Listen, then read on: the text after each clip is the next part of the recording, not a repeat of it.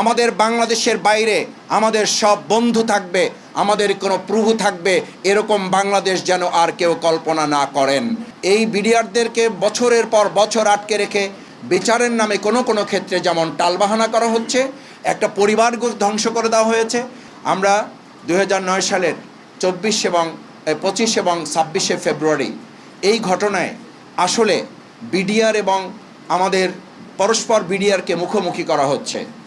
এটি কোনো অংশে যদি সত্য হয়ে থাকে, প্রতিবেদন সরকার গঠন করেছিল, তারা সেদিন তাদের পক্ষ থেকে কমিটি নির্ধারণ করেছিল, কিন্তু এটা তো সত্য যে এই বিডিআরদেরকে কোনো একটা জায়গা থেকে তাদেরকে উস্কানি দিয়ে তাদের নেপথ্যে থেকে সেই সময় যারা ভূমিকা পালন করেছেন, কুশীলব হিসাবে যারা কাজ করেছেন, নেপথ্যে থেকে যারা ভূমিকা পালন করেছেন, সেই সময়ের তৎকালীন প্রধানমন্ত্রী শেখ হাসিনা কোনোভাবেই এই দায় এড়াতে পারেন না। চারু স্টাইলিশ লিভিং কোনোভাবেই তৎকালীন সেই সময়ের পার্শ্ববর্তী এলাকার আওয়ামী লীগ নেতা শেখ তাপস কোনোভাবেই তিনি তার দায়িত্ব এড়াতে পারেন না। নানক কোনোভাবেই আওয়ামী লীগের নেতা, যিনি সমাধানের নামে মূলত সেদিন একটা নাটক মঞ্চস্থ করেছিলেন, কোনোভাবেই তিনি দায় এড়াতে পারেন না। আমরা পরিষ্কার মনে করি এই বিডিআরদেরকে বছরের পর বছর আটকে রেখে বিচারের নামে কোনো ক্ষেত্রে যেমন টালবাহানা করা হচ্ছে, একটা পরিবার ধ্বংস করে দেওয়া হয়েছে।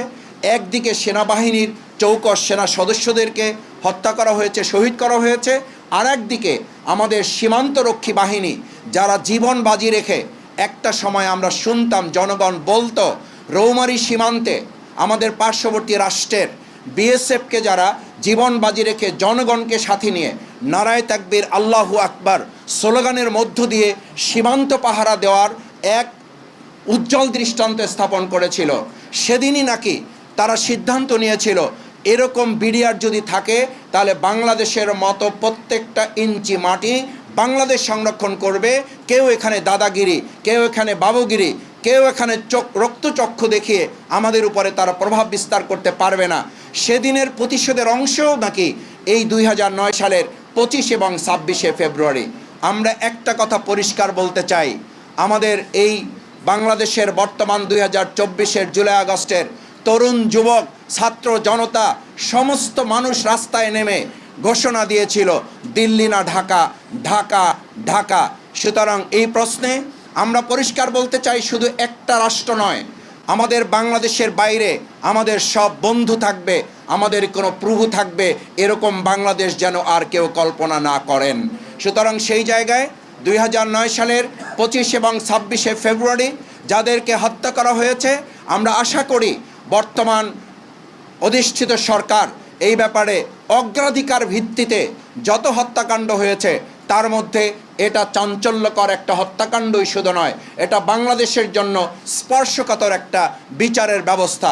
সুতরাং বর্তমান প্রধানমন্ত্রীর কথা যদি সত্য হয়ে থাকে এবং তিনি যা বলেছেন তা যদি দেশপ্রেমের জায়গা থেকে বলে থাকেন, তিনি তার শপথের জায়গা থেকে বলে থাকেন, আইনের শাসন তিনি কায়েম করবেন, যে 3-4টি মূল কথা তিনি বলেছেন তার প্রথম পয়েন্ট ছিল আইনের শাসন তিনি কায়েম করবেন। আমাদের বক্তব্য পরিষ্কার, আমরা দেখতে চাই এই 2009 সালের 25 এবং 26 ফেব্রুয়ারি যে নির্মম এবং নৃশংস মর্মান্তিক হত্যাকাণ্ড সংগঠিত হয়েছে, কম সময়ের ব্যবধানে এই সমস্ত সেনা অফিসারদের পরিবারকে আশ্বস্ত করতে হবে, বিচার নিশ্চিত করতে হবে।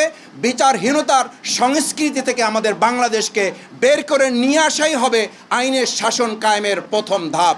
আমরা আশা করব সেই ধাপ বাস্তবায়নে বর্তমান সরকারি দল তাদের এবং বর্তমান প্রধানমন্ত্রী তিনি যে প্রত্যয় ব্যক্ত করেছেন সেটি তিনি বাস্তবায়ন করবেন।